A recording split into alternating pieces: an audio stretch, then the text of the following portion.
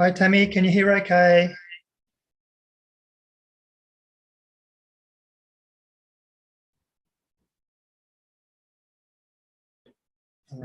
Okay, I may not have my audio fired up. Let me double check.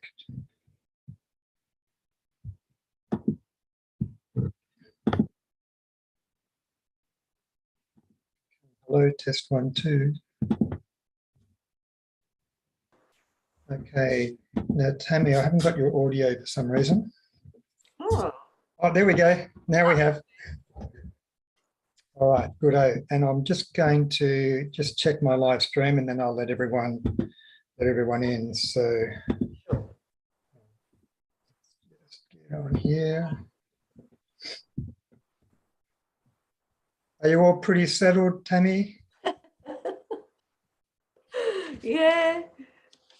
Yeah, I know you had a pretty big morning. I know.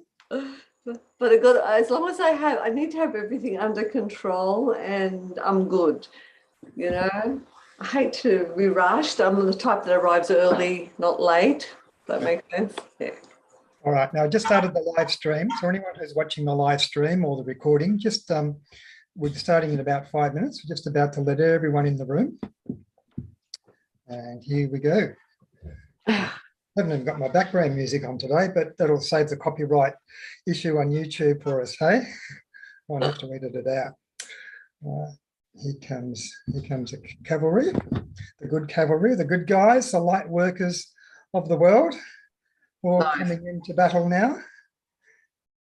Here we go. All right, look at everyone's very bright and bushy-tailed today. G'day, Rachel.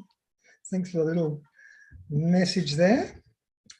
And I'm just going to Hi, Rachel. Lovely, Denise.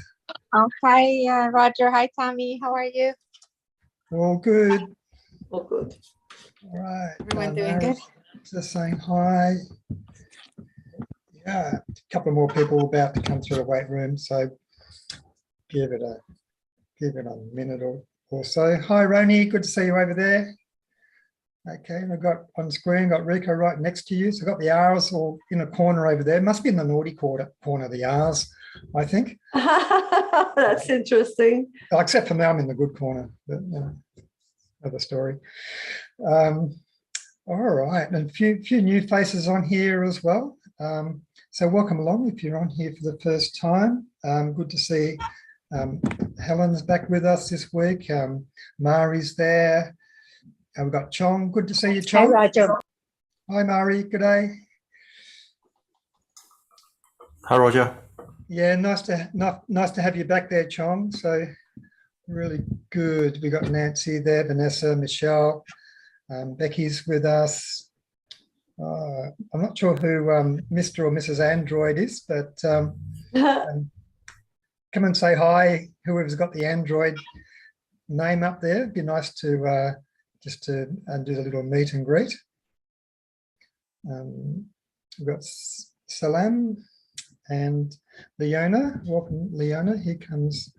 Oh, thanks, Denise. You got your finger on the pulse there. Thank you. So Denise has got the waiting room door open for us. So that's all good to see. And I'm not sure if I said hello to Ingrid. I might have skipped. I'm sorry if I skipped you. Oh, Zofia. Hi, Zofia. Hi. Yeah, I've just got people bouncing around on my screen. So, Violet. Hi, Violet.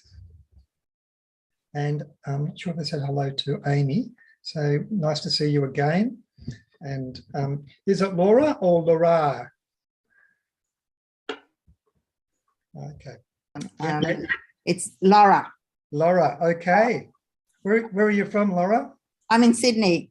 Oh, right. So I'm a newbie and just stumbled across this recently. So here I am. Look, we're a well-kept secret worth stumbling on. Yeah, absolutely. So welcome. Yeah. Thank you. Okay, just got Zoe coming through the room there. Okay, so we're on an open session today. For those who do know me very well, people know that every now and then I do a little magic trick, And it's called a disappearing trick. Hopefully I won't get to do it today, but Oh no. Denise knows all about it, don't you, Denise? Yeah, and if we have to do it, we've got a couple of, maybe a candidate or two there that we could try it if we need to, won't we? All right. Denise knows what I'm talking about. Inner circle people should know what I'm talking about, but that's all good. All right, so a few people just in the chat there. Well, very, very lucky today. Now, Tammy, who's our special guest today, has done a remarkable juggling act in squeezing us in. I won't go through all the details, but I'm just glad you made it, Tammy. Me too. Okay. Now, Tammy and I actually met each other socially on a meetup bushwalk some time ago, and we struck up a conversation, and I said, Tammy, you know, we needed someone to come on here and sort us out. And I tell you what, Tammy, you have got some serious explaining to do this week after whatever's going on up there. I tell you, it's happening. Oh, sure. For some of us. No, everybody's getting affected in one way or another. Okay. Well, a little background on Tammy. Tammy's the oldest of three girls, and she's also practices as a naturopath here in Sydney at a place called Greenacre, just out in the southwest suburbs. But being the Jill of many trades, as also into iridology and many other different holistic practices, remedial massage and so forth, she's also been studying and practicing astrology for 9 years, and that's sort of what brings us together here today. And like most things in life, particularly astrology, we never stop studying and learning about it. So, and I guess every time the stars move, you've got to learn something new about it as well. Okay, and Tammy's also got here, she had quite a life change at the age of 14 when she started reading the Jan Roberts Seth books, which I don't really actually know a lot about them, Tammy, but it sounds like that was sort of a bit of a spiritual fork in the road for you. Absolutely. A lot of old astrologers I've recently found out have read them as well, which is, when I say old, I mean like my generation and upwards. And yeah, it's not connected with astrology, but it's definitely spiritual. Okay. And let's see, well, lots of things that Tammy has done in her life, but, you know, spoken to the variety of community gatherings and, you know, people in different areas in a local hospital on different things with naturopathic health and other things of a holistic nature. And some of you know Tammy from the new spiritual nutrition workshop that we did on here a couple of months ago. So you're in very good hands today, and vice versa. We have a lovely group, as you know, Yeah. Tammy. But this little challenge of yours, this interesting dream of yours, you always dream, or we always have ideals for ourselves and our children, but this one in combining these two aspects together of astrology with the natural therapies. Has it actually been done? Yes. Well, the person I learned astrology with, Mark Lawrenson, he kept insisting that I should combine them because, yes, it can be done, because there is a house of health in your chart. With the house of health and knowing the person's disposition and looking at their chart and all that, you can actually bring it together and know why, for example, they're getting sick.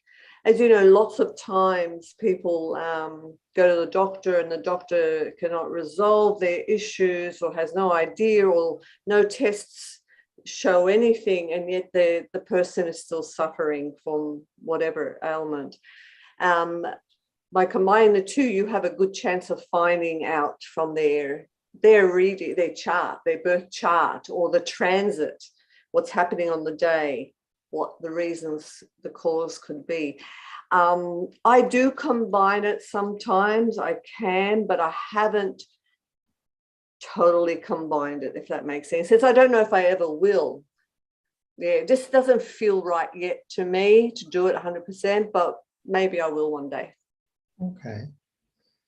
And it was just also, well, nothing's really a coincidence, but Tammy's a real early bird and sort of follows the sun, gets up very early.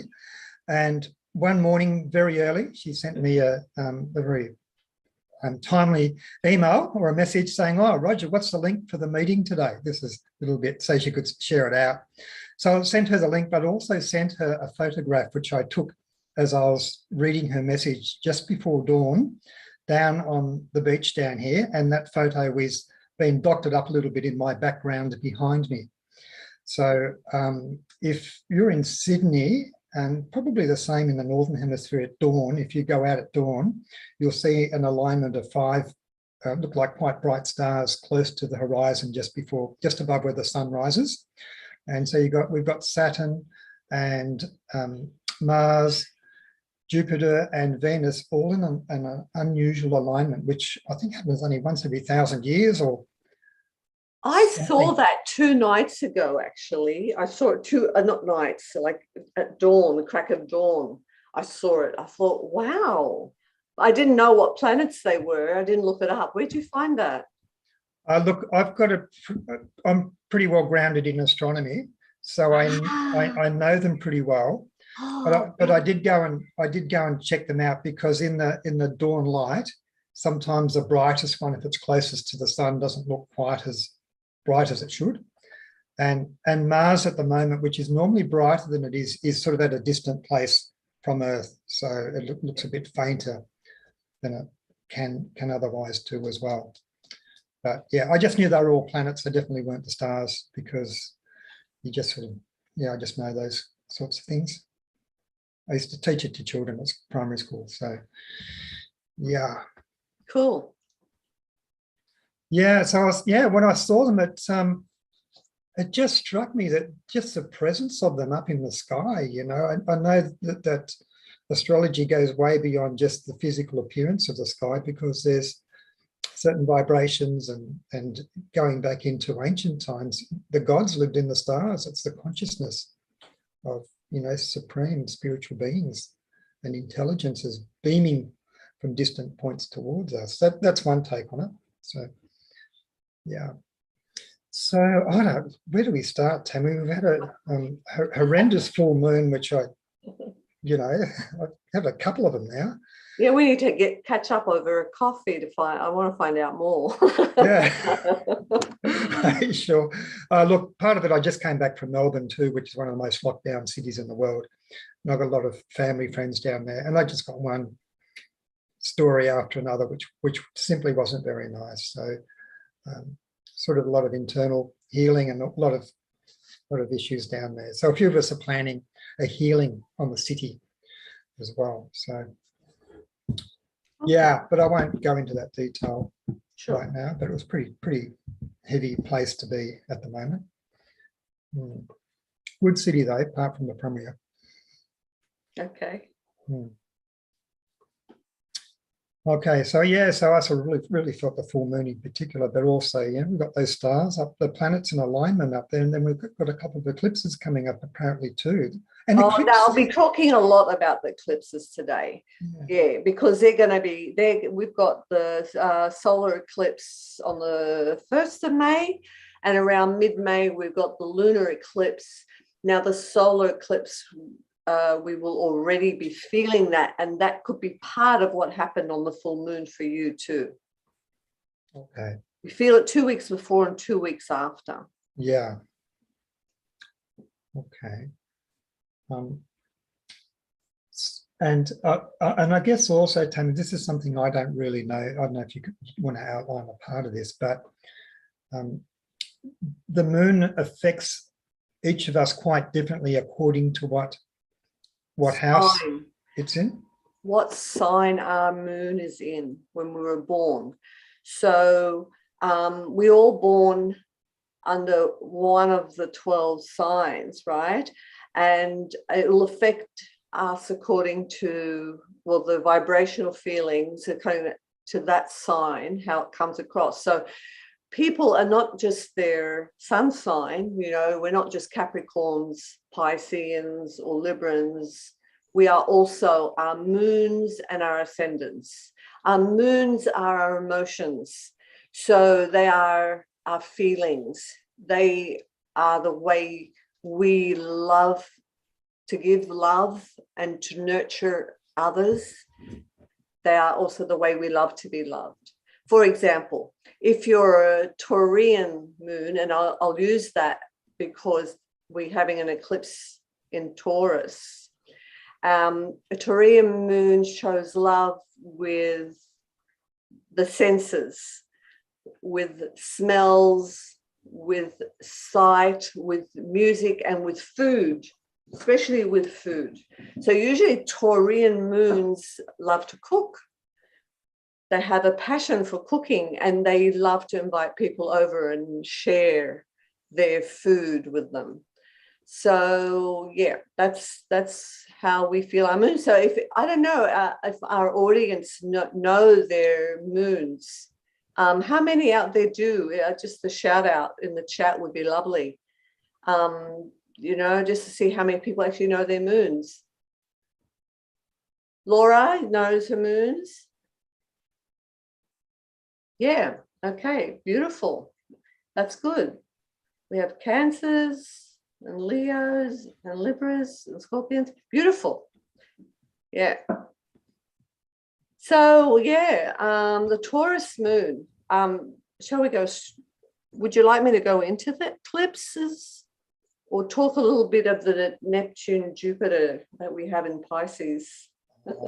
Look, I'll just let you roll any way you like, Tammy. Okay, so let's talk Yes. about the Neptune, Jupiter, because that's actually affecting the whole year.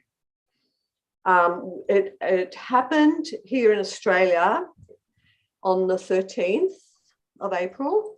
They actually went conjunct, but we would have felt that vibration for a very long time. So Neptune and Jupiter is all about, and in Pisces, believe it or not, is all about dreams and water, a lot of water. And I know not all the whole world got flooded, but Eastern Australia sure did, and we're still going to get a lot of rain. But other people would have been affected with water in a different way, because water is fluidy and it can also be manipulative. Like people can get easily manipulated during this time. They don't see things for what they truly are. But the Neptune, Jupiter conjunct in Pisces is also a really very strong time for change. Change in that it will make people go a little bit more inward, inside themselves, care more about them, their family and loved ones. And it's what we need to be doing, and connect more with people of their own tribe. As we know, a lot of us found out in the last 2 or so years that not everybody resonates with everyone else. And there was a lot of deceit, a lot of strange things happening, and we were all lost. We didn't know what was happening. We didn't know if we were coming or going. This is a big Neptune Jupiter activity. Yeah. But coming to the end of it, because it's already started to pull away, it's already moving away from each other, but it will still affect for the rest of the year. People will be more able to see through it all, be able to go, okay, right, fair enough. And hence why people will be more obliged to do their own thing. No more, won't have the blinkers on, so to speak. Vanessa's got a question in the chat. Sure. What's your take on cuspers? So I guess you're born on the cusp. Oh, Leo Virgo. Oh, on the cusp. Yeah, let's leave those sort of questions to the end, perhaps. Okay. Think about 10 minutes, 15 minutes before, so I can answer all those. Okay, that's good. And yeah, it'll be more helpful for everyone else. But if you have a question on the Neptune Jupiter, please ask. And because of Pisces is like, it's a time of not having much ego, a time of letting go of all egos, because Pisces are like that. You know, they're at the end of the chart. They've already done all they need to do. Now it's a time of loving and kindness and caring. And the water is very interesting. When I saw this coming up months and months ago, and then I heard that we're going to have a lot of rains. I don't listen to the news, so whatever I hear from people. And then I heard that we're actually going to be having more rains coming into June, up to June, and problems with rains. I thought, wow, that is so Neptune, because you know Neptune's all about water. And the reason this is so strong is because Neptune used to be ruled by Pisces and is now ruled by Pisces, but Jupiter used to be ruled by Pisces as well. So they are very, very strong altogether in this little aspect. Yeah. Would Neptune therefore have a bigger pull on the water signs and say the earth signs? Always, yeah, absolutely. Yeah. Water signs, yes. If people have a lot of Neptune in their chart, like a strong Neptune or sitting in a strong aspects, they'll tend to be very attuned with spiritual and the psychic side of things. Yeah, and Pisceans are the same. Like if anyone had a Pisces moon, yes, we do have a Pisces moon out there. They would be very intuitive. They would walk into a room that say they've never been in before, and they will know exactly the vibes going on there. Now, with just with this, the alignment of the stars sort of right now, sort of the main, is there a particular mood or an atmosphere that they're casting generally over the earth, or is it very individualistic? Oh no, there is always a general thing all over the earth. And I guess now, because we are coming to an eclipse, the sun and moon eclipse in Taurus, then that general feel will be about that. And it will affect everyone differently depending where it falls in their houses. So if you guys know where the eclipse is falling in your house, just you need to look at where the sun moon eclipse is falling into your house, which house it's falling. Say it's falling in the 4th house, which is all about family. Then if you've got Taurus on the 4th house, then the sun moon will fall, the eclipse will fall on your 4th house. Then it will be all about family and family issues. It could be in a positive way, not necessarily a negative way at all. I always say it always has a lot to do with your intentions and where the way you think of things a lot. So if your heart is, kind, open, positive, and just allowing things to happen in the family situation, then you expect that to be reciprocated with the sun moon. Mm. Yeah. Taurus is also, because it's close to Uranus at the moment, so Uranus is very disruptive and is in Taurus. So we're going to have the sun, the moon, and Uranus very close to each other. There might be a sudden big shake-up, change. Taurus is renowned for, Uranus is renowned for doing that, shaking up things, and Taurus is the earth. So there could be a big exposure of something, or a big shift of some sort. Are they together for a while, or is it more just a matter of days, or is it like? No, just a matter of days at a couple of weeks. Well, the moon will pass quickly, but the sun is in Taurus at the moment, so it's not going to be too long. It's moving up more to Uranus in the next, 2 weeks, but the effect will be long lasting, whatever happens. Yeah, whatever that happens is going to be long lasting. Yeah. So someone said they've got their eclipse in the 3rd house. It's Kylie. So that's going to revolve around communications, getting messages out there, or being told something. It's actually exactly trining my sun in the 7th. In the 7th, I've got, I thought you said eclipse 3rd house. It is. Yeah. Trining your 7th house. Yeah. Okay. Well, that can be pleasant. Yes, I'm excited. I can't wait. I like that. Yeah. Nice. Okay, I'm just going through the chat here. A couple of things that we can do. Could someone drop in the chat for the benefit of Zofia, a good place to look up your moon sign?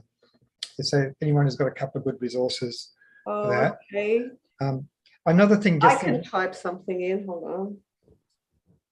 Okay. Another idea I thought, looking ahead to, Tammy, and this is probably more with our little inner circle group, is that we should, as our inner circle group, all get our natal charts prepared and brought to a special little circle and work through looking at our natal charts to bring all this into a very concrete picture. Well, what we could do, because you can write a whole book on one person's natal chart.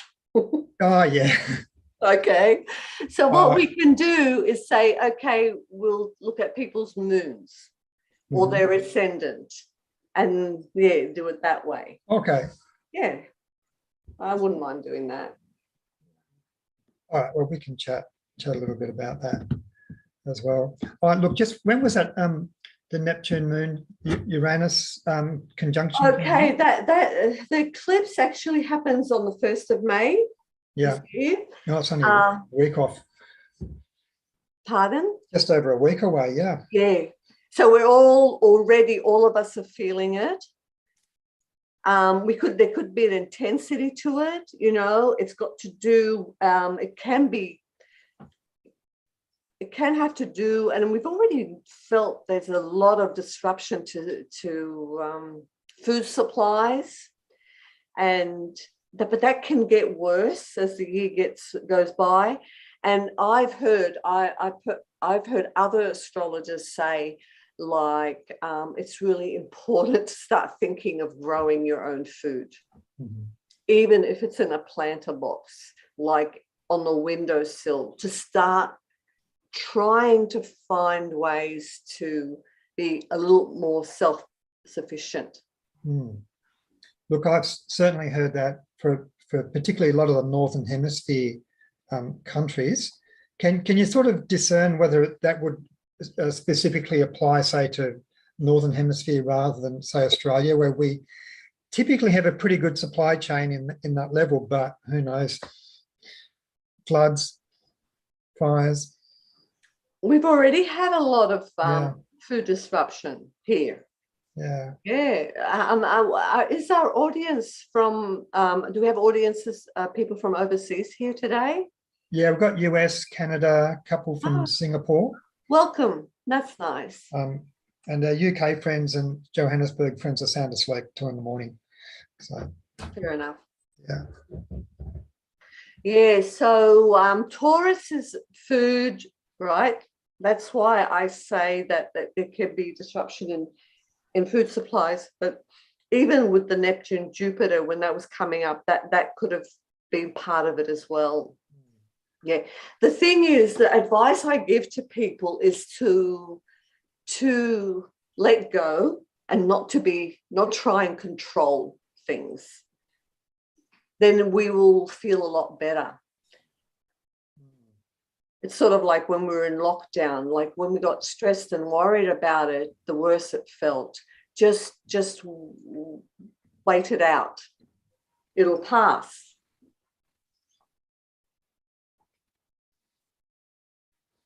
Oh, I've also heard that with this eclipse, it's affecting the light. Now, this is something that, Roger, you would maybe be more attuned to, affecting auras and a little light disruption. Is that's more on our on a spiritual or on our auric fields and an adjustment? Yeah, that's pretty interesting that you say that, Tammy, because during our inner circle work, we have been getting a lot of meditations which are working on our auric field. In fact, that was our subject last week. I'm working on our auric field, and next week we're taking it into some psychic exercises with some of the people in here know a lady by the name of Parneet, who's back with us, and Denise, just in case you didn't notice, the blue butterfly was already on the flyer for next week after our discussion last week on blue butterflies. But I can totally corroborate that, Tammy, and I do think a lot of people here are being prepared for more light work for whatever it is that's transpiring. There you go. On Earth. Yep. And it's interesting how all of that has been arranged in the stars millions of years ago. Yeah. It's quite amazing how it's needed now and it's coming now. You mean the light frequency? Yeah, the adjustment on the effect of the light on our auric fields to do the work that we waking up to do. Well, it's definitely a collapsing or like a collapsing of an old regime, an old way of doing things, and time now for a new way of doing things. Now, we don't see these changes overnight.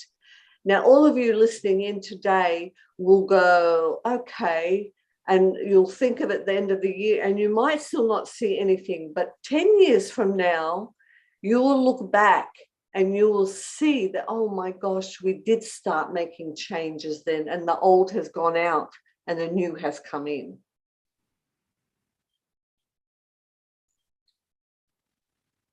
And I guess that's within us as well as across the world as well. Yeah, and that's what I mean. In our life. Yeah. Any questions? Does anyone have any questions about this topic? Yeah, there was people with questions before, but just try and stay on topic if the best we can before we open it right up. I can't see everyone on screen. You split across two screens, so just feel free to click your mic on and jump in if you'd like to. And I'm not going to scroll back through the chat. So I have a question, Tammy. Sure. If that's okay. Yeah. My son is at 0 degrees Pisces. I would assume that's the first time me reincarnating as a Pisces, but does that mean in past lifetimes that I've already done all the other signs and now since Pisces is the last in the zodiac, or does it go by? I don't think that's what that means. No. Okay. You've probably had heaps more lives. We've had so many lives. So yes. You could have done Pisces a ton of time, but maybe there's something in your chart now that you need to be doing. Because Don't forget, everything else in your chart is what you are going through this lifetime. So it's not just being a Pisces. Sure. Were you the Pisces with the Aquarian moon? Aquarian moon, yes. And yeah. I'm born right on I don't want to call it cusp because I know astrologers don't really like to call it cusp, but that's the slang language, if you want to call it that. Yeah. Everybody calls it cusp, but I'm born on the 19th of February, which is right in between Aquarius and Pisces, like right on the border. Yes. So yeah. So yeah, you you would have to look at your whole chart to see and have your chart read to you to see what it is really your journey this lifetime. Okay. If you don't know already, yeah. Yeah. I do have a question though. With it, like I've been having visions like in the future since I was a little kid, like vivid. Yeah, like I'd have a vision it would happen 10 years later or 15 years later. But like I've had a lot of them, but up till now. But I'm wondering if that's something that can be seen in your chart, can be read in your chart. Would it be? So you're a Pisces. Okay. It doesn't surprise me at all. Okay. Yeah. It wouldn't surprise you, no? No. Okay. Yeah. Okay. Okay. Thank you, Tammy. No worries. All the best. Thanks. Denise. Oh, okay. Denise has just put the chat in there for Tammy's website. Oh, thank you. And I love it when people do that. so when you look at someone's chart, Tammy, do you sometimes sort of shake your head and go, oh no, this person's in for a pretty rocky pathway this life, or someone's very blessed? I don't shake my head. Oh, yeah. But I do see it. I do see the challenges. And I swear, honestly, we all have challenges, don't we? If we have an easy chart, like lots of trines, and Jupiter is somewhere and gives us an easy chart, it can also go the wrong way because we take life too easy and we just go along with life with no care in the world, and that can take a bad side too. They can put us in big trouble. So now we've all got challenges, and we learn, if we're wise enough, to deal with them and move on from them and avoid them in the future.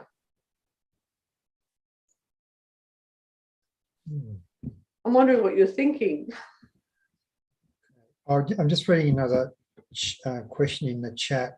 We mentioned a little bit about the eclipses before, Victoria. I always talk about Taurus, Scorpio. Yeah.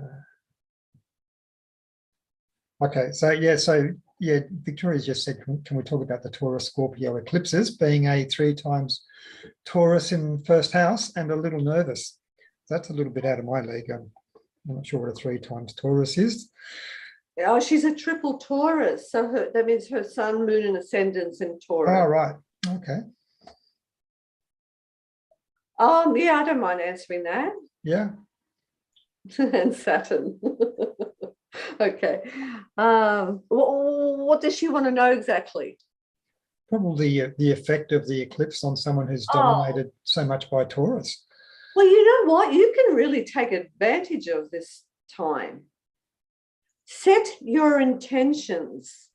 We all need to anyway, and it's good to start thinking now, what do we want in our life?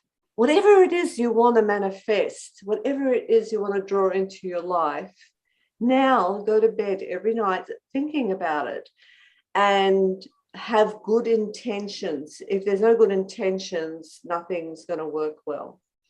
Have good intentions and just say you've always wanted to travel somewhere or to buy something or get something. Just set those intentions. Or maybe you want something deeper. Maybe you want to start studying something or change your life. I don't know. Whatever it is, start thinking about it now, because Eclipse will bring it for you. And is it, I can't see the name, Victoria, yes. Victoria has a really good chance of creating great change in her life. Totally agree. It's going with the flow, I guess, and using these things to our advantage rather than being, how would you say it? No, never. Knocked around by it. Mm. Okay. So there's a new moon coming up too. So just, well, it is on the new moon, the eclipse. It is the new The new moon. It is. So yeah, great time to set intentions. Tammy, do you normally set them on the new moon, or do you think about it leading up? I think about it leading up. And I've noticed with the people close to me, especially like my own children, like there's changes that happen in their lives, like jobs and things like that.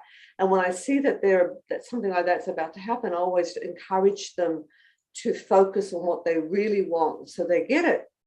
And it works every time.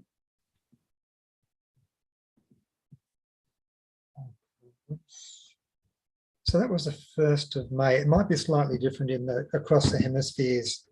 And well, it's going to be the 30th of April on the other side. Yeah. Yeah. Okay. Look, that's next week. This session next week, we're right on the new moon. Oh, right. Yeah. So Yeah. I've got Parneet coming in as a guest, but with our inner circle, but we might do a little bit of intention setting for those of you who are with us to take advantage of the shift that is at our disposal. You've got 2 weeks after as well. You've got 2 weeks before and 2 weeks after. Some astrologers think you can use it for a much wider gap. But I don't know. I feel that the 2 weeks before, 2 weeks after is good. Yeah. Okay. So is there a big distinction then between the effect of a solar eclipse and a lunar eclipse? It'll all depend on where they're placed. About each of us individually, where they're placed in our charts, and what's going on in our lives. Say, for example, you're stuck in a rut.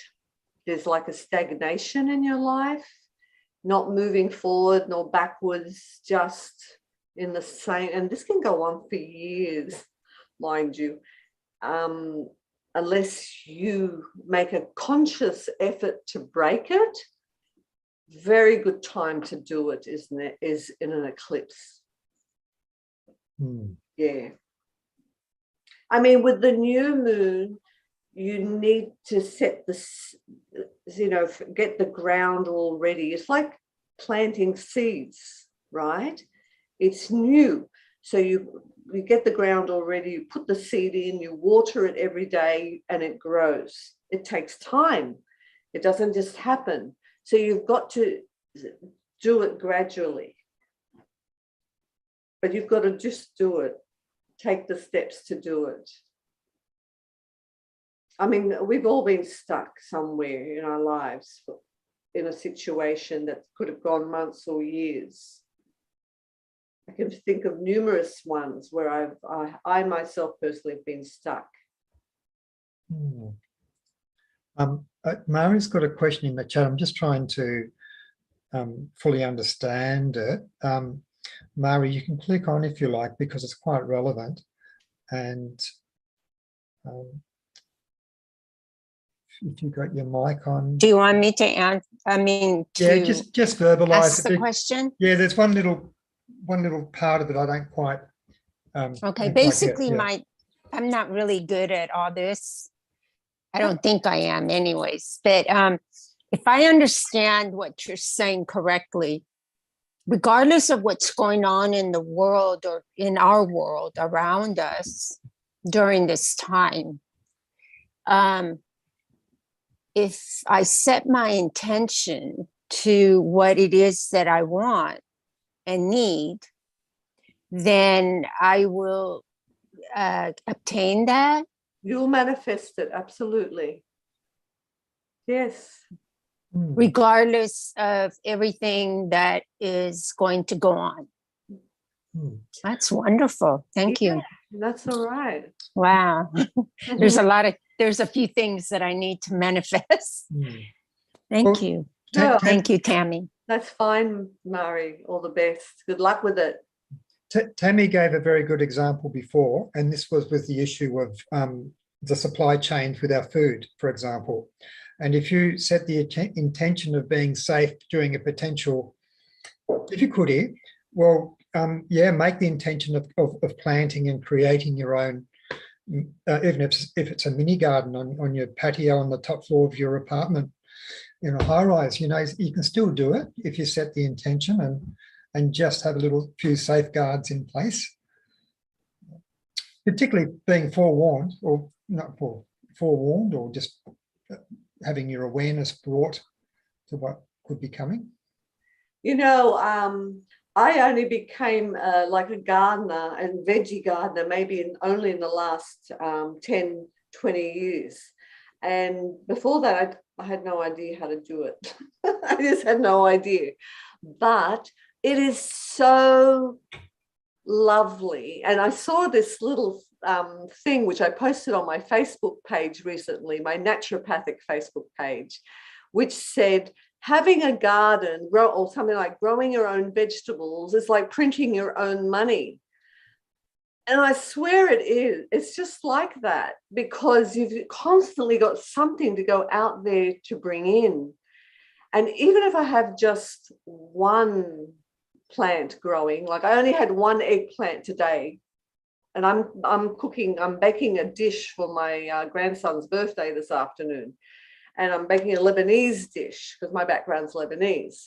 And I needed eggplant. And I had that one eggplant and I went and grabbed it to mix with everything else that I need to. And it's just like, it felt like gold to me. that's you know, it's just wonderful. So even if I have nothing there, I can literally look in my backyard and go, okay, I could even put together a salad. But you've got to know your weeds. And I'm a herbalist, so I do know my weeds. Yeah. Wow. But Yeah. most our weeds are okay in Australia. None of them's really, well, the nightshade's toxic, but you know. Yeah, Victoria, just click your mic on and just read out your message you dropped in the chat. Very, very interesting, very poignant. Hi, and I apologize for being late. We're having a terrible windstorm. I'm in Denver, Colorado, in the U.S., and it's ferocious. So we lost power for a bit. I apologize for being late. Oh no, well, welcome, very welcome. Thank you. What I said was that we have a big vegetable garden in the back. I have almost 2,000 square foot of backyard that I've converted to vegetable garden. And we do a giving table out front for our neighbors because we're in kind of an area that is, you know, working class. I wouldn't say it's low income, but there is some, you know, just, and good food is expensive. Healthy food is expensive, especially in the US. And so I set an intention at the beginning of April that I really wanted to expand. I have a bunch of raised beds and I wanted to do more. And I made sort of a list of the things that I needed and set an intention to attract it for free. And I have had people out of the blue contacting me and asking if I want this or that, or I just got a $700 rotating composter for $50. Wow. You know, and it just, I mean, everything has shown up. It's just been so great. But my intention is to benefit my community and my neighbors, you know, and the gardening is my therapy. Yes, it's beautiful. That's wonderful. I'm so happy for you. I'm excited. Hopefully the weather doesn't play too much havoc with us. You have beautiful country out there in Denver, Colorado. I one day want to get there. Come visit. You're welcome anytime. Thank you. Thank you. And I love the giving table too, Victoria. What a wonderful thing to have. We actually do that. Quite a few of my neighbors do that. One has a library that they put books out, and one does clothing for kids and adults.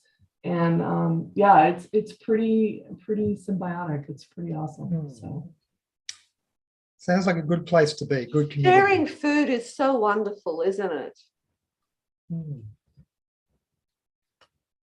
Okay. Where would you like to go, Tammy? Do you want to steer us along a bit more, or would you like to take a few more questions?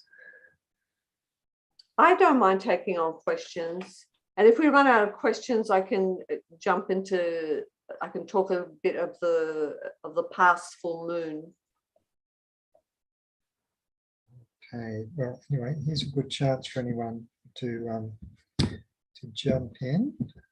There were questions earlier, but I didn't. Oh, well, let them repeat. Oh, yeah, there was that cusp question.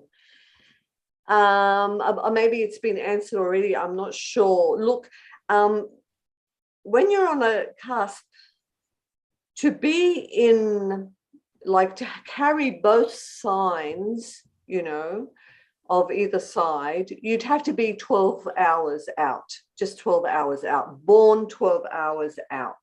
Otherwise, you're in one or the other. That's my take on it. I have a question, Tammy. Yes. It's Mary again. Mary. So is there anything that you can recommend that we do in our home or in our house that would help facilitate this intention better? Or Okay. All right. I can tell you what I do. But I do this on a regular basis. I'm always burning, I'll show you actually. I buy it loose because when you buy it packed, it's very expensive. I don't know if you guys can see this. That's a dish of sage, dried sage leaves. Yeah. So I'm always burning sage. That's to clear any negativity in my home. You know, we get visitors,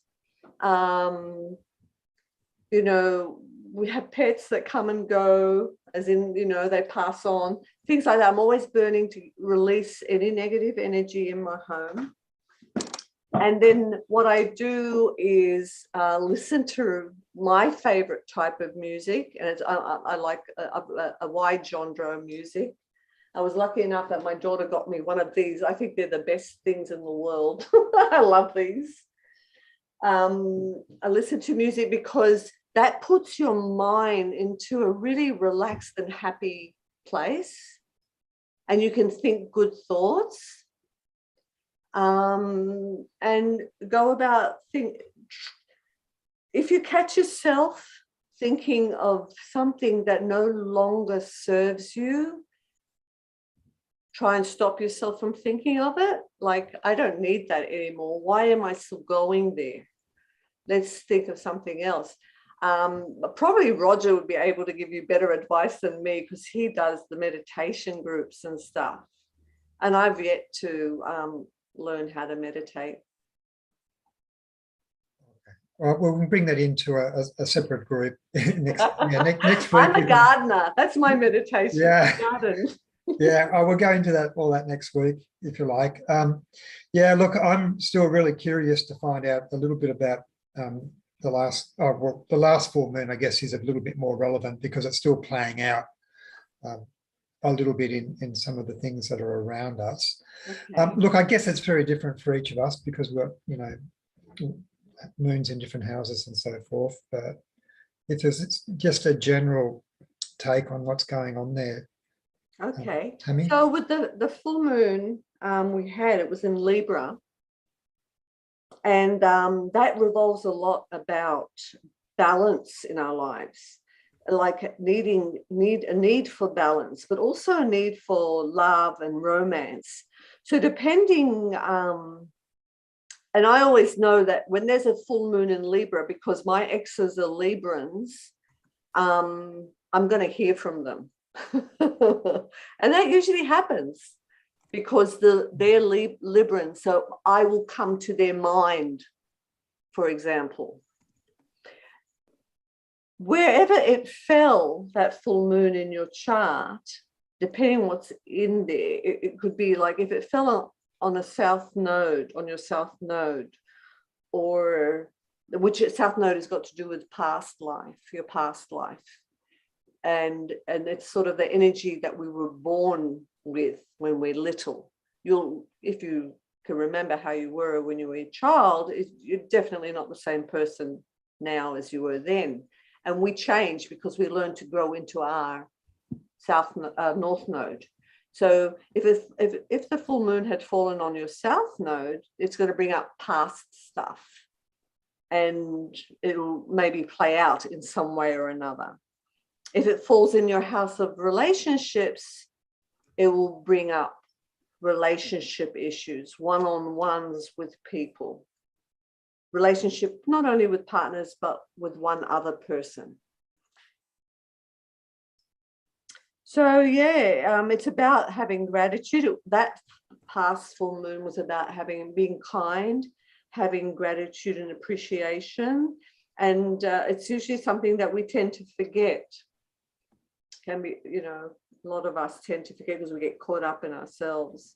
It's about surrounding ourselves with beautiful things and remembering to compliment others, to say thank you, or reminding people how wonderful they are, how good they are. Okay. Now, Zafia put a good question in the chat, but I'll just get it. Yeah, Zafia, would you like to just ask the question there? Sure. I think my mic is on.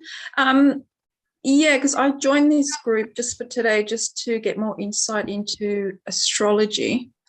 As I mentioned in my chat box, I have done many years of intense healing. I won't go into it. It's a whole book. But just lately, I've been interested in the stars and how they align with our physical life here. Yeah. And I just wanted more to know about how that works, please. I'm not sure of the question. All right, maybe I can explain what a birth chart is, and that's how you'll know how the planets affect us. Yeah?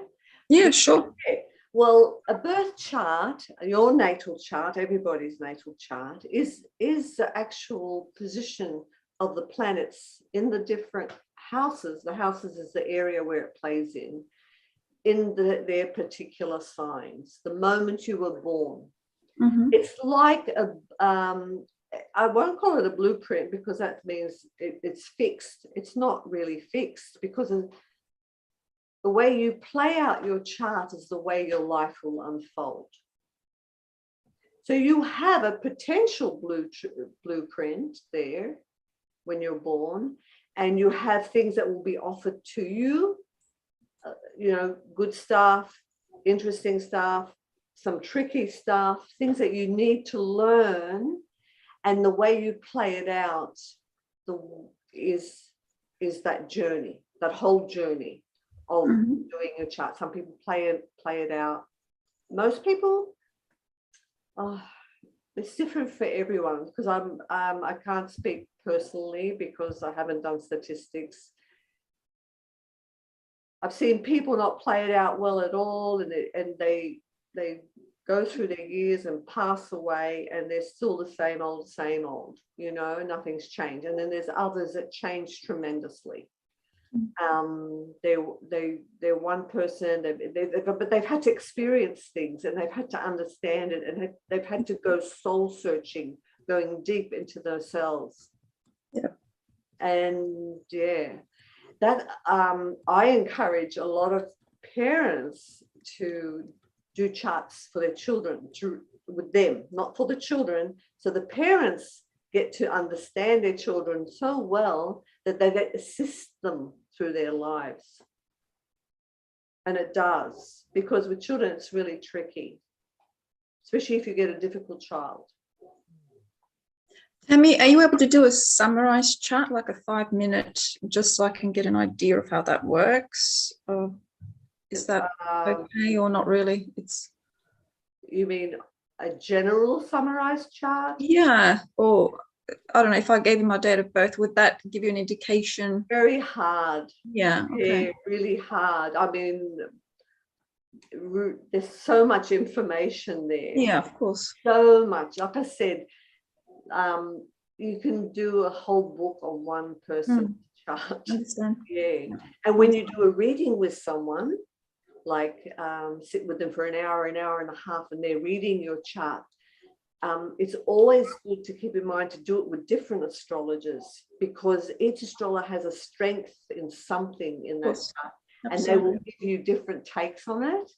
It's very interesting, yeah. So there's no real truth then, because everyone will filter it through their own consciousness. No, it's all an answer. So it's really yourself and yourself. It's where they are strong at, so that they concentrate on your moon and the aspects to your moon. Yep. They will be able to give you a lot of different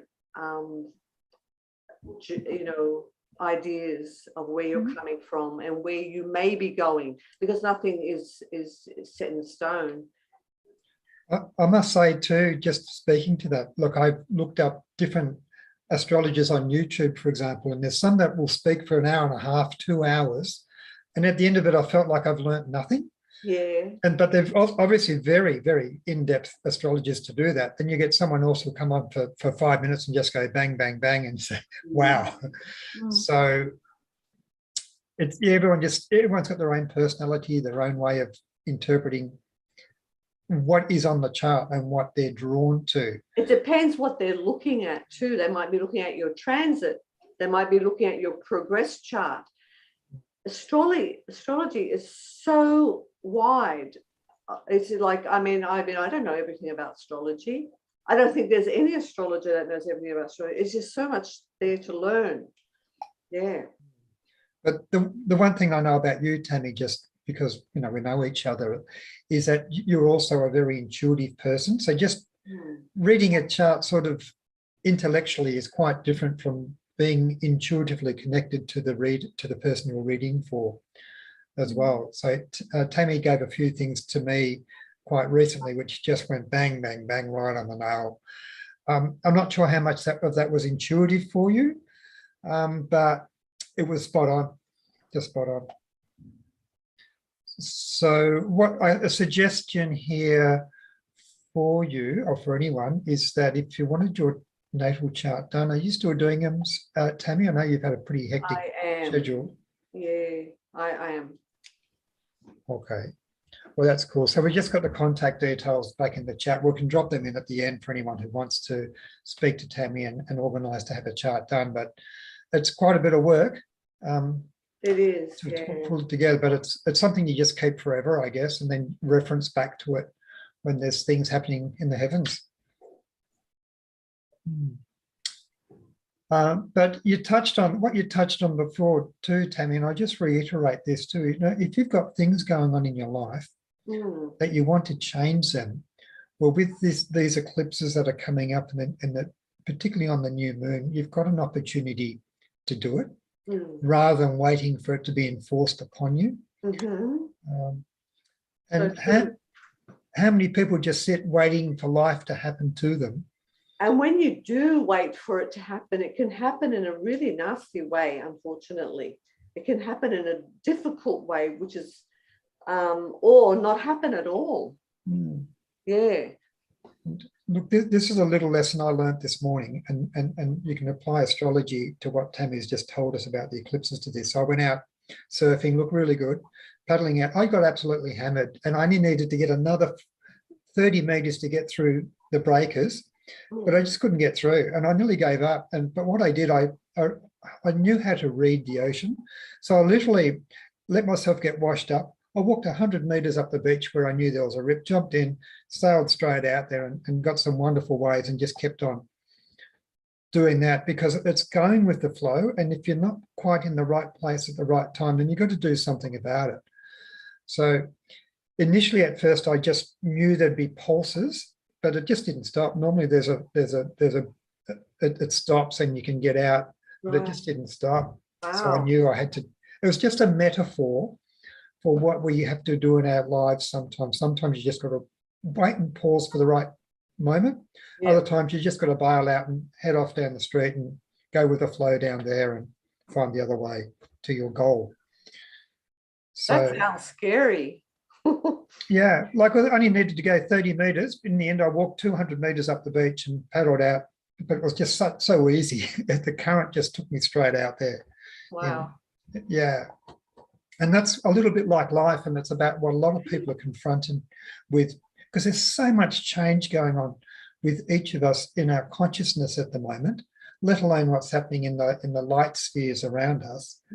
And we have to respond to that. We just can't stay in the old ways, our old ways of thinking. There's so much that people are going through healing at the moment as well.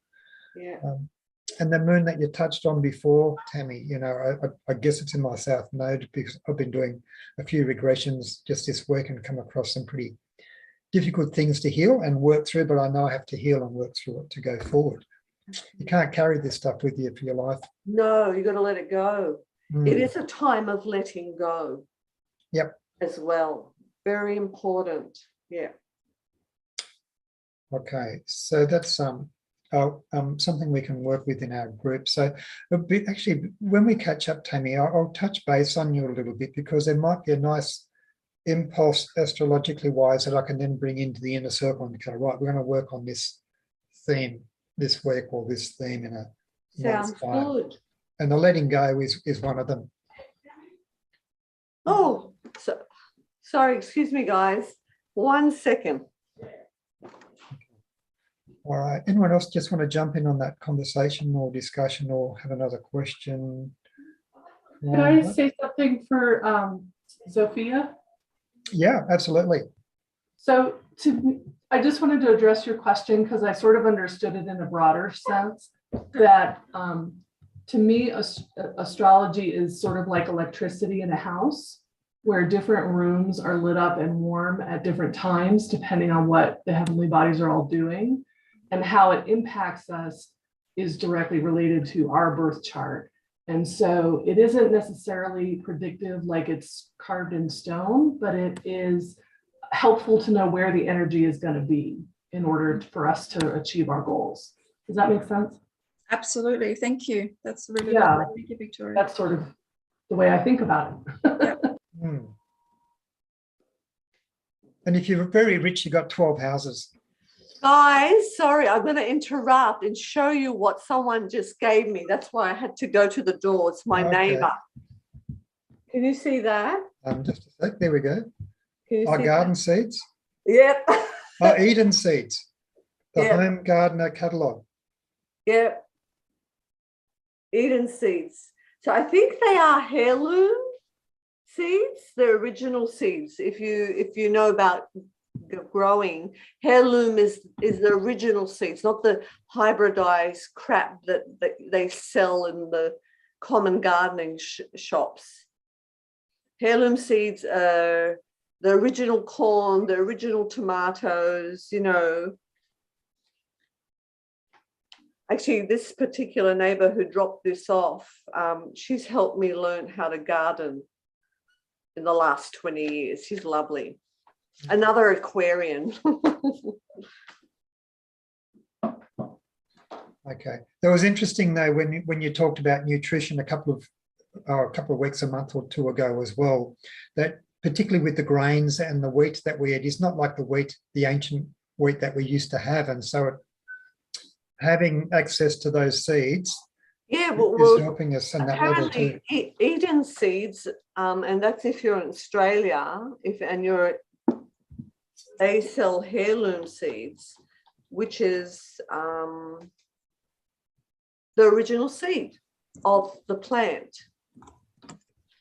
It's going to be a better, more tastier, stronger crop.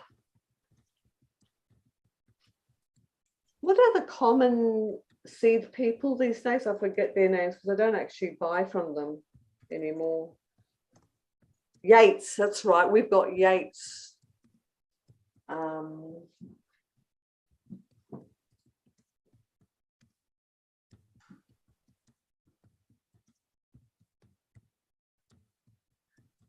Just bring a thing in. Corey, I think it was. Nice. So yeah, we just covered a little bit of that nice. before.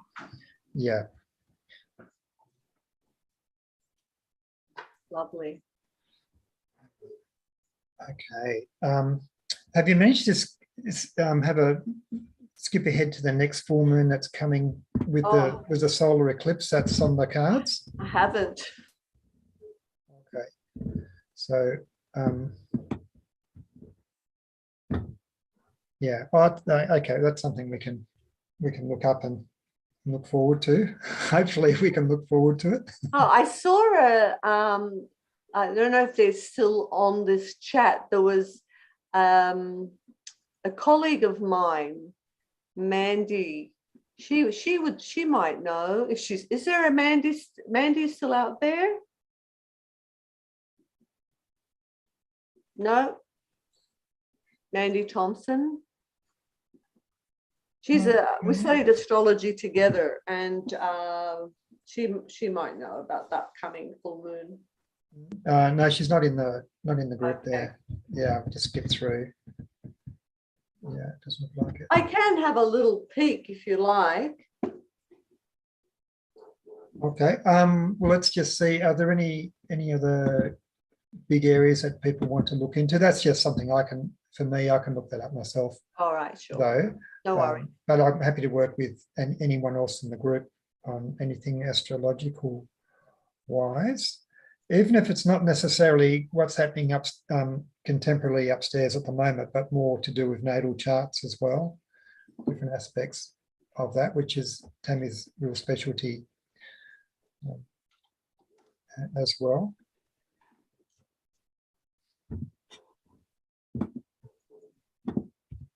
Look, I'm interested, Tammy, in the other nodes. You mentioned a couple of the nodes on our chart and the significance of them. Mm-hmm. So you mentioned the South node and dealing with the past. Yes. So the nodes are moon points. They're not actual planets. And they fall into signs, particular signs. And depending where your south node and which sign it falls into, that is the area of your sort of where you came into from before, just this lifetime.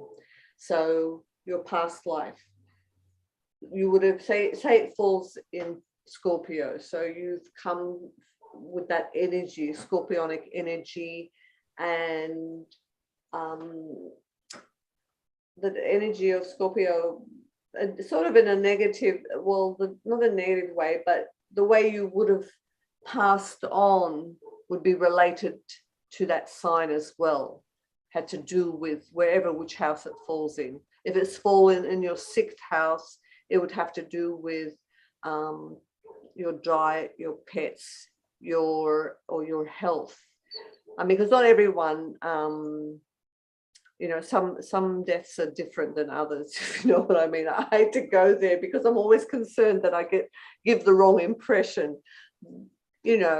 but the North node is this lifetime where you need to reach. So if you were born with a South node in Scorpio, your North node is going to be in Taurus, because Scorpio and Taurus are opposite each other.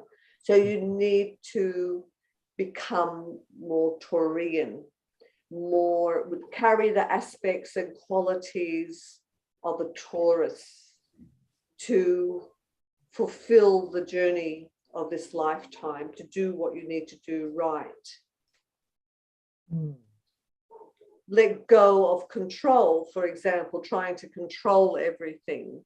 I mean, there's a lot of lovely traits that Scorpios have, but one of them, for example, is very controlling. They're also a little bit intense within themselves. They're extremely good counselors. They love to listen. People love to talk to them, but they need to become more Taurian and live a life maybe more sort of solitude,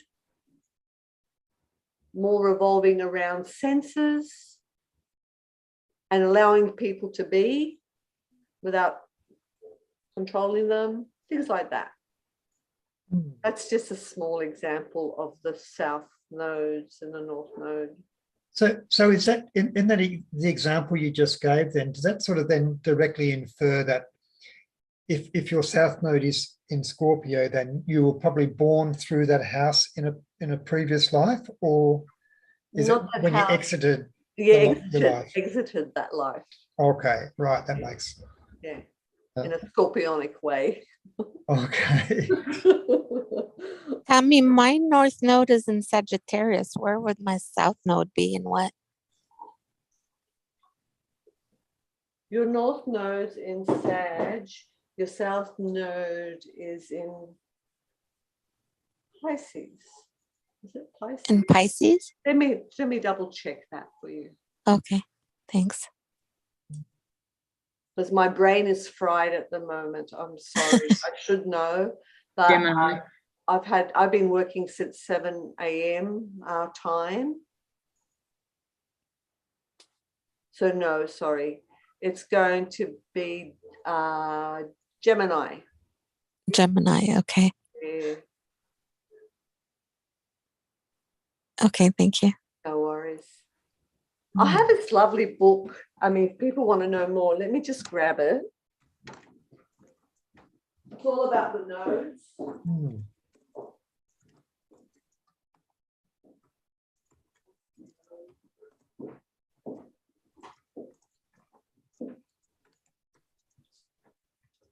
So it sounds like what you're saying, Tammy, that if just say you're born in with the south node of Scorpio, is to therefore research what a good Taurian should be like and become that. So a bit of background homework. And I guess that would normally align somehow with our life lessons or our life pathway.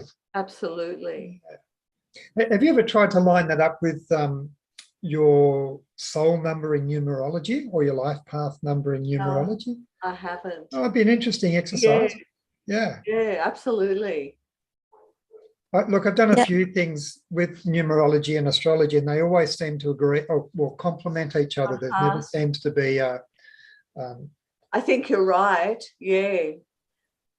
I was going to ask about your numerology, Tammy, because I know what my life path number is, but I don't know how well that, like, if you do your life path, like, how does your life path number, what's the correlation between that and your,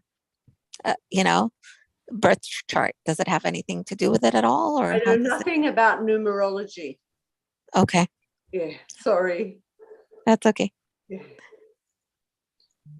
Oh, look, you could spend your life studying numerology as its own discipline as well. It can become quite in depth. Just to hold on to it. I'm gonna just. But it's pretty easy though, Rach, to just go and put your date of birth into one of the online tools and just work out your life number. We could work it out. I know numerology. I know numerology a lot more than astrology is what I'm trying to say. I know what my life path number is, but I'm wondering how it would relate to my birth chart. Like, I'm wondering about the correlation, if you wish, between the two, or do they have anything to do with each other, or how so, or, that would be my question. Yeah. I don't know as much about astrology as I do about numerology and about life numbers. Well, the thing with them, that the root of it is your date of birth. So in a way, they stem from the same source. But in my lingo, it's like having a cappuccino with a carrot cake. They complement each other, but they're a little bit different. Yeah, and it's nice to have both. Yeah, I have one of those rare life path numbers. Unfortunately, I don't know that there are too many. I'm sure there are people with it, but I'm a 33, so. The book I just typed in, Astrology for the Soul, that is only about your north node. It talks about your north node, and it's a very useful book. So it's that thick. It will give you everything about the journey you need to follow in your lifetime. It's a beautiful book. So, Rachel, were you a 30-3 or a 33-6?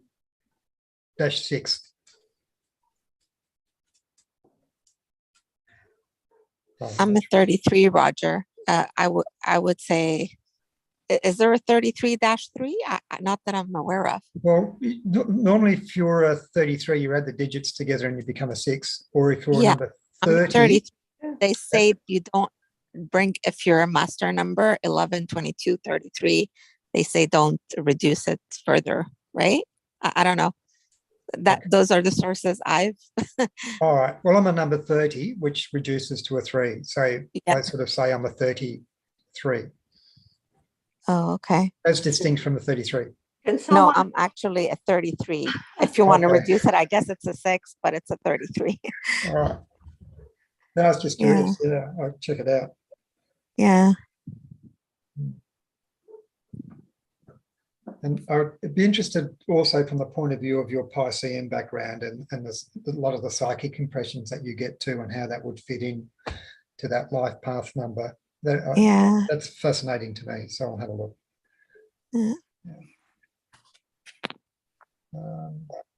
Okay, Denise just dropped in there. You can use both actually. It depends on who you talk to. Yeah. Okay, and Kylie must have read Astrology for the Soul too, for the nodal information. So, yeah. Oh, we need a recommended reading book list. Oh, okay, well, Victoria, what you can do, you can put these into the chat, and every now and then I email out to people different resources and things from our chats, and sometimes I actually put the resources and links up on my website as well for future reference. And Tammy, I'm not sure if I put a link to your website from our previous sessions or not, but if I haven't, I'll jump on there and do that over the weekend so people can find you. Excellent. Yeah. So on spiritualonline.org, I've got a resource page, which I haven't really looked at for about 3 or 4 months, but I'll make sure that Tammy's on there together with a few other things as well that are pretty useful. Okay. The other thing that is pretty useful is a couple of the videos on my YouTube channel, which aren't linked on my chat up here. But if any of you who are from Meetup, if you look at my YouTube channel link, it's worth going on to there and having a look at some of the previous things that have come up. And I'm starting to catalogue them with specific titles of what has come through from the direct channeling from our spiritual guides.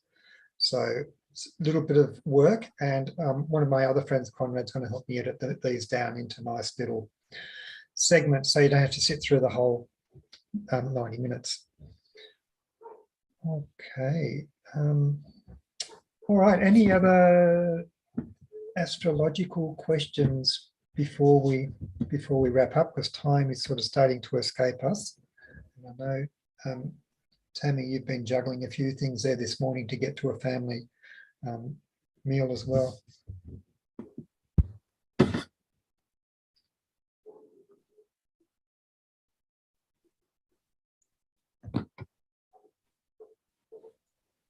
Okay, I lost my link.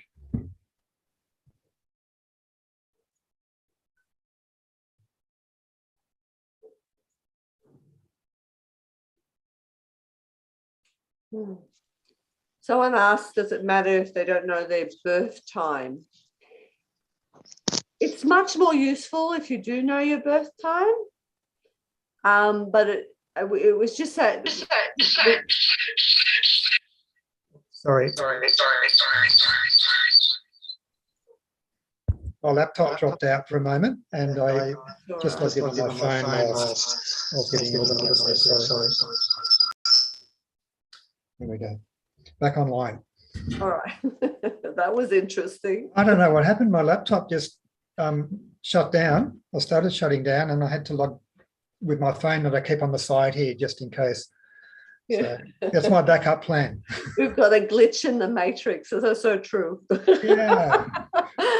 So as I was saying, it's much more useful to have the birth time, or just within half an hour perhaps, only because then we'll know where the ascendant is, and we know where the planets are sitting in which houses, the area where they take place. But a chart can be read without.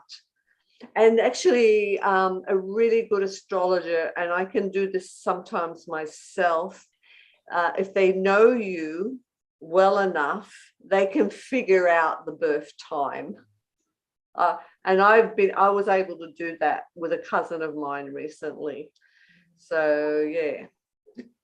Do you have to be a bit careful with like daylight savings times? And like, I'm not sure. Yeah. I guess it depends what resource you're using. We don't no longer do it the old-fashioned way. Well, I never did it the old-fashioned way. Luckily, I mean, we've got programs now, so all I have to do is pop it into my program, and boom, I've got somebody's chart. So I'm thinking, well, my program, which is Solar Fire, hopefully takes into consideration, daylight savings. Yeah. Okay. Well, if you're born in the middle of winter or the middle of summer, it's not an issue. No. So, yeah.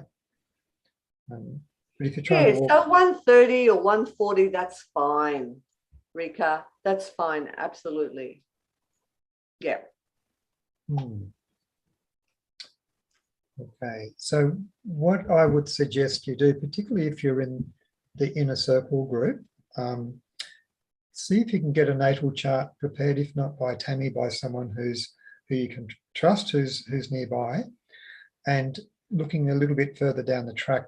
I'll see if I can twist Tammy's arm enough to come and do a little bit of more direct work with a tighter little group of us.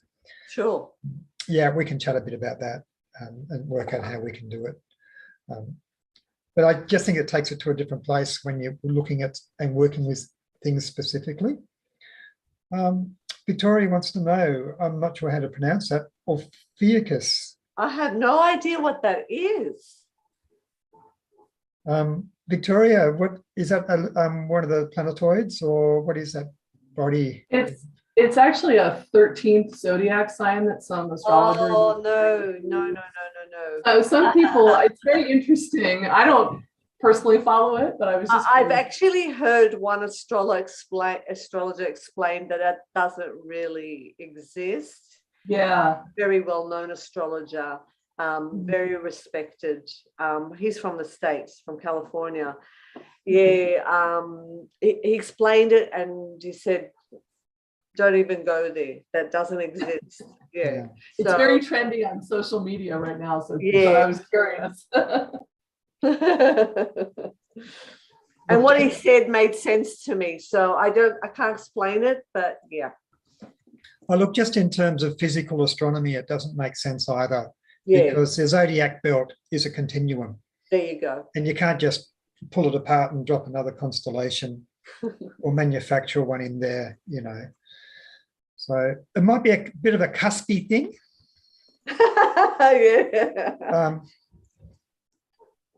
Yeah. I wouldn't go much further than that. Yeah. Tammy, look, do you work sort of with Western or Vedic astrology? Is there it's called distinction? Evolutionary modern astrology, what I do. Ayurvedic astrology is different. Yeah, it's all different. Yeah. Yeah. So it's evolutionary astrology. More modern astrology. One day, if I get enough time this lifetime, I'd love to learn more about, Arabic astrology, Ayurvedic astrology, but there's so much time in our lives. And just a message in the chat there from Helen. Her birth was so momentous, it was like a bombing raid. But Helen, you can, like Tammy said before, if you need to find your time of birth, if there's an astrologer who knows you quite well, they can usually work it out. She was born during a bombing attack. That's amazing. Yes, and my mother was in the shelter. So I've asked her several times about what time or anything, and she could not remember anything. And if you, through their stories, through my parents' stories, it is so understandable to lose track of even days, being in that sort of situation. So I've often wondered just how close that I've had my chart done. I've not kept it up at all because I have other interests, but I've often wondered, well, how close is the chart? But you say that it can be close without knowing the time. Yeah.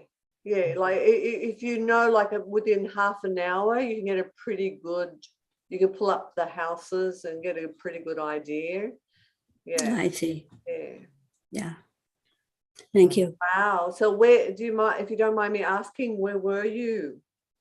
In the island of Malta in the Mediterranean. Oh, right. Wow. Yes, and Malta was a very strategic.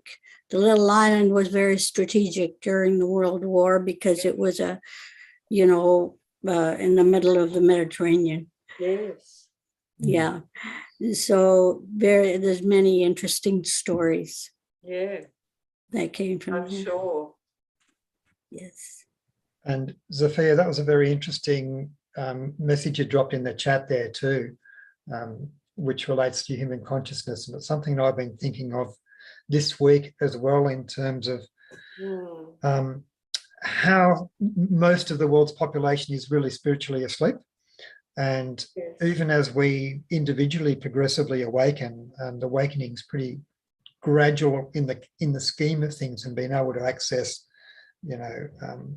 things from our own past and things from other places. So, yeah, it's out there, and there's things about ourselves that exist that we're just completely unaware of. And this came out, we had a hypnotherapist session on our Thursday session with a lady from the UK. It's on my website. Very interesting for anyone who's suffering anxiety, trauma, you name it, and she fixes it. Lovely. So yeah, just a little plug there for, I can't get her into this time slot because it's just out of her, it's 2 or 3 in the morning, and she just Fair can't enough. do it. Yeah. Well, I'm going to leave you guys if that's okay. Yeah, we're on time, right on time. So yeah, a few people have got things to attend to. So Tammy, thank you so much for coming on again, and particularly with the timetable you've got today as well. We've sort of really put the crunch on you. It just happened. Yeah. It just so happened. Yeah. But yeah, it worked out. Thank you guys. Thank you all. Thank you for listening to me. And I hope that you've learned something and you've enjoyed it. And I guess till next time. Yeah. Okay, Tammy, thank you so much. See you again. See ya. All right. So all the best. Okay. So for everyone else, next week we've got Parneet, who's joining us again. She's going to be doing a range of psychic development exercises with us, and this is for our inner circle group.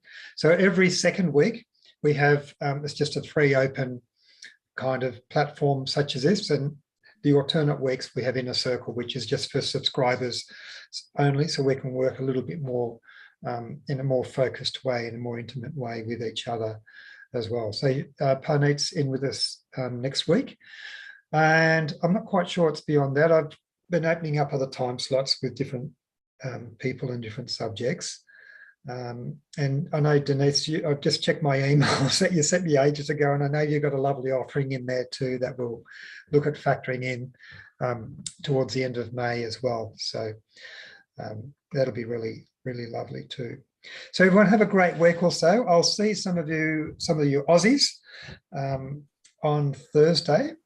I might see some, we've got a tarot event, which in Australia, it's 5 a.m. in the morning. So I won't see any Aussies there, but it's Monday afternoon for people in Canada and the US, but Monday evening in the UK, Johannesburg. So we've got a professional tarot reader from London, Janice King, who's coming in, very well renowned, and she'll be flipping some cards and sharing her insights and wisdom on the tarot with us, if you can make that. So I'll try and record and upload that for the people who can't make it, but hopefully see some of you there. Okay. Rightio. Roger, excuse me, Roger, can I ask you a question? Yeah. It's Helen. Do you have some sort of calendar or a chart where what different programs that you put on? Okay, so yeah, the best place is go to my website, which is just written above my head here, spiritualonline.org. Yes, I know. There's an events page on there. Okay. The thing is, and someone who's overseas could confirm this, if you hit one of the events, does it show the event in your local time? Does it convert it for you automatically, or is it does, Denise? I wasn't sure. Yeah, it doesn't always. No, I know that, and I have to kind of figure it out myself. Do you have a Google Calendar? Because I automatically, once I say that I'm going and then I do add to my calendar, Google automatically converts it to my time zone. Okay. Yes. On some places I can do that. Hmm. Yes. Thank you. The other thing is on the meetup group, the city that you're in should show the events that are sort of relevant for you. So it won't show. We do Thursday night Sydney time, but it's like 6 a.m., 4 a.m. for people in Canada, US. I just don't list those on. It's people generally don't. No, I'd never come. Well, 6 a.m. Sometimes I'm awake at 6, but I haven't gone to sleep yet. Yeah. Okay. There we go. Yes. So just a little joke there, but it is true. Sometimes I just don't sleep all night and I'm up at 6 a.m. Is that I eventually fall asleep. Is that Eastern time, Helen? Yes, that's Eastern time. So yes. Thursday, 6 a.m. Eastern time at the moment. I'm on here. And Vanessa is usually on with us because she does night shifts. She's still, Vanessa's still there. Yeah, she's often drops in. You were an hour early the other day because we've had a daylight savings change. But 6 a.m. Eastern on a Thursday. And it depends if it's inner circle. If it's inner circle on your Friday night, then it'll be also inner circle on the Thursday. So you got to just work out which link to use. But if you really want to be up bright and early, you can just send me a message through Meetup and I'll confirm the link and the details. Okay. But everything else, it's listed on Meetup and on my website. So just be careful with the time conversions. That's all. Great. Yeah. Thank you. And if you want to be a subscriber, the link is on all the Meetup pages, the PayPal link. If that's a problem, just send me a message and we'll work out another way. But it's very important that we do the inner work. That's why I'm really here. Okay, it sounds boring some weeks, but that's what I'm really on about. Okay, so hopefully I'll see you all again soon. And if you think you've got a gift or an area of interest that you would like to even present on here, it doesn't have to be for a whole hour, or it can be just for 15, 20 minutes if you like. Hit me up and it'd be really nice to hear from you and just have this sharing and the offering between each of us as well. So thanks, Denise. You're onto it there for me. Appreciate that. But that's pretty much it. So anyone who tuned in late today as well, they'll be recording this up on my YouTube channel. It takes a day or a half a day for it to process, and then I usually go and edit all the banter out of the start of it. But it'll be there. Okay, thanks again, Denise, for keeping an eye on the shop. Hi, what is your YouTube? The YouTube channel. I'll try and quickly get that up for you as well. And unless you got the Meetup page already there, Denise. Thanks.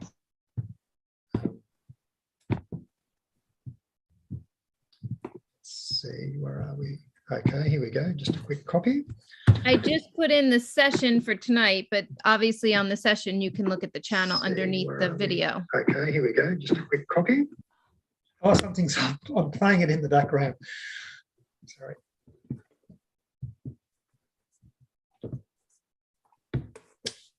Oh, my screen's playing up and I can't. Let's do a touch screen. There we go. So do a quick copy and paste from the chat there, and that's where you can find my YouTube channel. Okay, so there's other little goodies on there from weeks and months gone by that you can tap into. So particularly if you run into a period during your week where you've had a really hard time or whatever, and you've got half an hour or whatever, just choose one of the meditations that's on there and just sit back and just take in the vibration. Some of them are quite healing, some of them are quite empowering, and you'll probably be led to one that might just suit you in that moment. That will help you along. Okay. All right, I'm talked out. Lunchtime. Hey, good evening. So we'll see you all soon. Okay, have a lovely week. Thank you. Thank you. Bye-bye. Thank you, Roger. Good night.